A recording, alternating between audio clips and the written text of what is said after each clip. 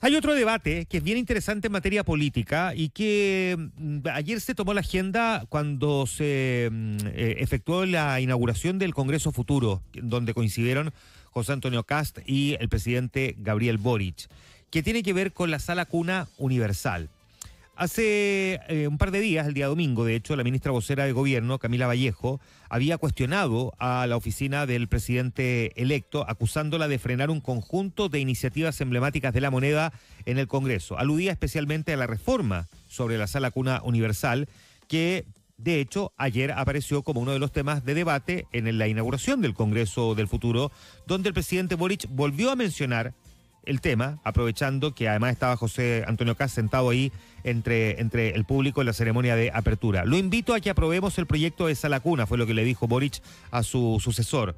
Y esto obedece a la sospecha que está instalada en el gobierno de que el equipo del presidente electo supuestamente habría dado la orden de frenar un conjunto de proyectos a semanas del traspaso de mando.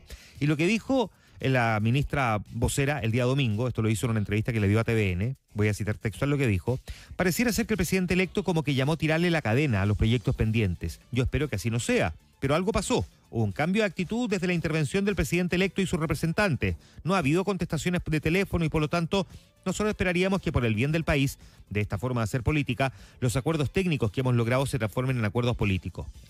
Es bien interesante este debate, porque a pesar de que el proyecto de sala cuna es una de las medidas sociales con las que el presidente Boric quiere cerrar su gobierno, el retraso de la iniciativa no ha sido necesariamente culpa del entorno de José Antonio Kast, sino porque enfrenta una resistencia del propio oficialismo y de hecho de distintos gremios, por ejemplo los trabajadores de la Junta Nacional de Jardines Infantiles y también de la propia Central Unitaria de Trabajadores.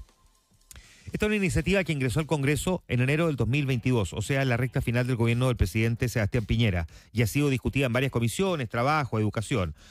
Hace un par de años, en febrero del 2024, el Senado había aprobado su idea de legislar, tuvo 24 votos a favor, 16 en contra, 2 abstenciones. Todos los votos en contra, y esto es lo importante a tener en consideración al momento del debate, porque las declaraciones pueden servir para mucho, pero el dato mata el relato, ¿no? Todos los votos en contra fueron de el oficialismo, o sea, la izquierda, básicamente por el cuestionamiento que hacía este proyecto al enfoque de las subvenciones a los privados que promovía básicamente la iniciativa. El texto, por lo tanto, lo tuvieron que devolver a las comisiones, ahí el gobierno le hizo una serie de correcciones, pero sigue en manos de la Comisión de Educación para ser votado en particular. Y una de las más críticas ha sido la senadora de la Democracia Cristiana, Jasna Proboste. Ella, a mediados de diciembre del año pasado, dijo que si querían universalizar la sala cuna, había que hacerlo bien, con estándares de calidad, con educadoras y educadores que estuvieran bien formados, a la espera de que básicamente lo que estaba haciendo es que el gobierno incluyera enmiendas al proyecto.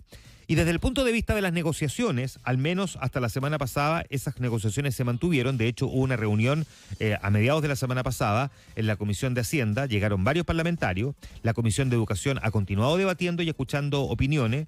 Han expuesto distintas fundaciones, en fin. Y se supone que para el próximo martes, esta instancia debería escuchar a representantes de la Junta Nacional de Jardines Infantiles.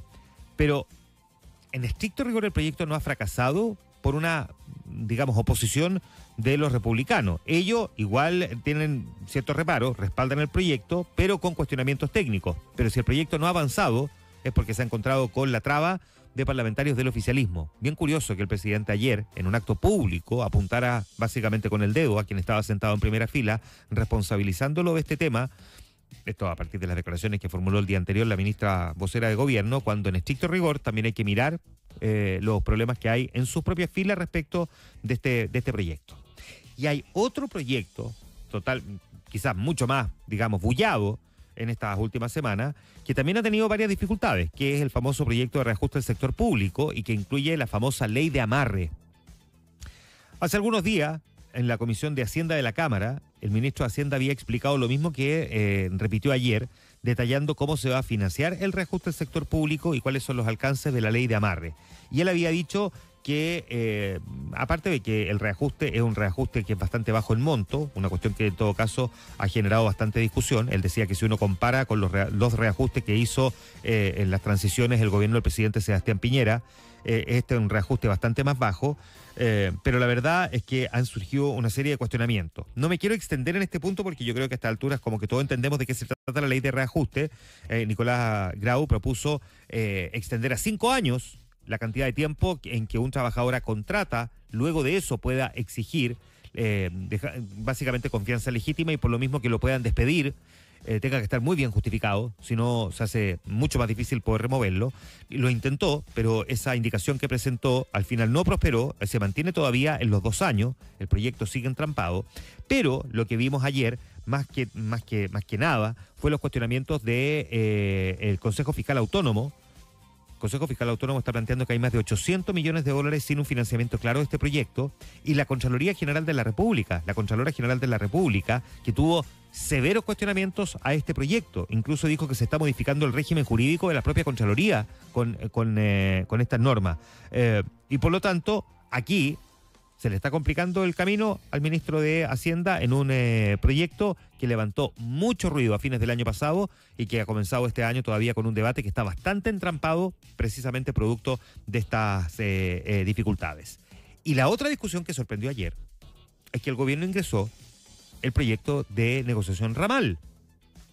Lo hizo además con suma urgencia, sin un acuerdo con los empresarios, que no es necesario tener un acuerdo con los empresarios, ok, pero por supuesto que considerando que los impacta directamente, no es que indirectamente, los impacta directamente, porque al final los sindicatos negocian con los empresarios y la idea del proyecto es que uno pueda negociar por rama o por multinivel, porque así le han tratado de bautizar como nombre, que se establezca una negociación ramal.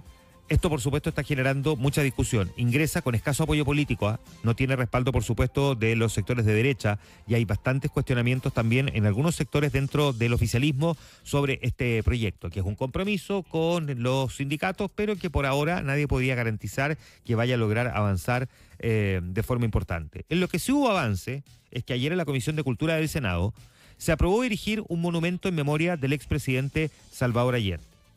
Sebastián Piñera. El proyecto para el monumento a Sebastián Piñera, que venía siendo pedido hace un rato, logró avanzar, fue despachado sin ningún tipo de cambio, y por lo tanto llega a la sala del Senado. La Comisión de Cultura había desestimado por completo las modificaciones que había planteado la senadora Fabiola Campillay. Todas las indicaciones presentadas por la parlamentaria fueron rechazadas, lo que permitió despachar el proyecto sin ningún tipo de modificación.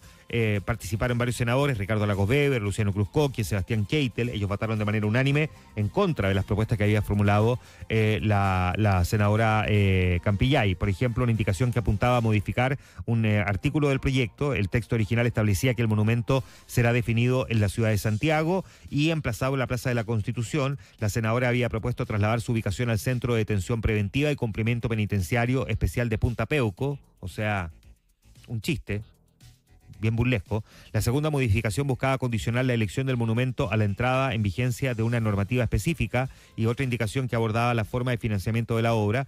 Al final, ya hay que recordar que el proyecto original contempla el uso de colectas públicas, de donaciones y de otros aportes privados. Lo que planteó la parlamentaria era que las obras se financiaran exclusivamente mediante aportes privados provenientes de personas naturales y jurídicas, las cuales deberán ser realizados de manera voluntaria. Esto fue rechazado por la comisión. Al final el proyecto sigue avanzando, vamos a ver cómo se vota también en el Senado.